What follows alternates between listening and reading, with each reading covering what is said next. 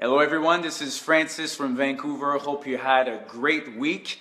Hope that you had a proper environment to really drive your success this week. I'm so happy that I can be there for you for just another week. We're 2 weeks away from Christmas. Can you believe it? 2 weeks, 14 days. That's crazy. Anyway, I had something that I wanted to share with you. I had a life lesson that came out of a big snowstorm in Vancouver. Yeah, because I don't know if you heard about it, but on Wednesday, everybody was freaking out. They're just thinking, wow, we're going to get like a huge snowstorm. 20 centimeters of snow in Vancouver. And then Vancouver came. What did we do? We had 5 centimeters. Hi, Amy. It's been a while. Amy the Great is online. Yes. So we had 5 centimeters only. And the snow didn't even start in the morning like it was supposed to happen. It happened only in the afternoon. So what did Vancouver do during that time? Oh, we just did what we had to do. We closed the schools, the kids stayed home, people canceled their meeting, we didn't even go to work, something like that. And the message is not about the snowstorm, but what it made me realize is how often are we creating our reality based on negative expectations. John Azaraf said at one point, he said, our experiences and results are... Sorry, I probably lost you for a little while. First off, I had a call while I'm doing a Facebook Live. Yeah, that's something never happened before. Anyway, hope you're still there. I think you are. It still says live and I see Amy. That's great.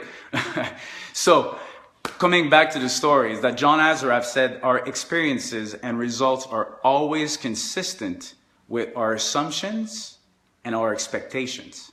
So I thought about that, and I thought about the snowstorm and the fact that everybody was just freaking out.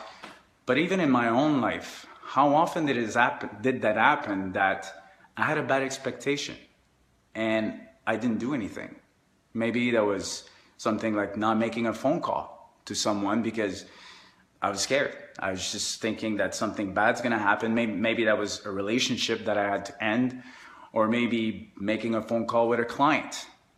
And to realize that a few weeks after or a few months after I'm making that phone call and I lost the business, or I don't know, like I suffered even more. And that's the thing. I don't know if you ever heard of Paulo Coelho. I'm sure a lot of people have heard about this amazing author, but he said something also amazing, which was the fear of suffering is worse than the suffering itself. Do you relate? I've been guilty of that many times. And so the question is really, are we driven by our expectations, or are we driven by our desire, our dreams, something that we want to make?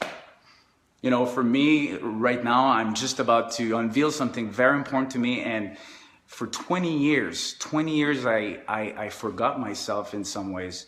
You know, I was 16 years old, and my godfather told me at the time, when I was 16, on my birthday, he said, Francis, do what you love, not what will pay you more.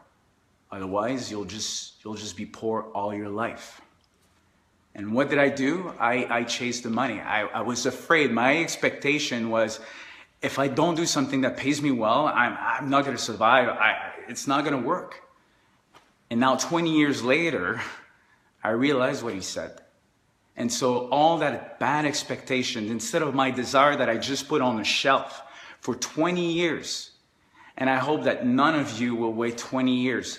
In my case, I don't have any regret. I'm very happy because I'm going to get to do what I love. And I'm going to do it thanks to all the stuff that happened. And that's the other message. Because if something bad happens, what's going to happen? Maybe a lesson, a worthwhile lesson that we can help other people with.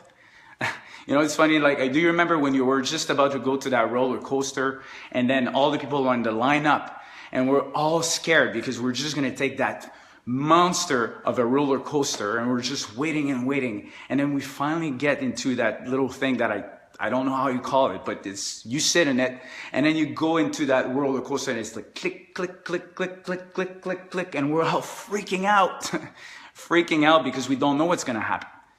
And then we finally just go up on top and we just see that scary, steep hill. And we're yelling, yeah! And we want to do it again. That's the thing. We were just in that line for an hour and a half. Shit, I don't know how to say it, but I'm not going to put that on the caption. But basically, we're scared and we didn't even do anything. Christophe, my friend, how are you? From Singapore. I'm so glad you're here. So this is the story. We're just basically sometimes so afraid and we have bad expectations. And because of the bad expectations, we don't take action. Or we take action, but we just delay it. And we're not following our heart. So this week, the message is simple. Ask yourself, what I'm about to do or the action that I'm about to take, am I taking it based on negative expectations? Am I really courageous? Or is it just like a desire that I'm putting away?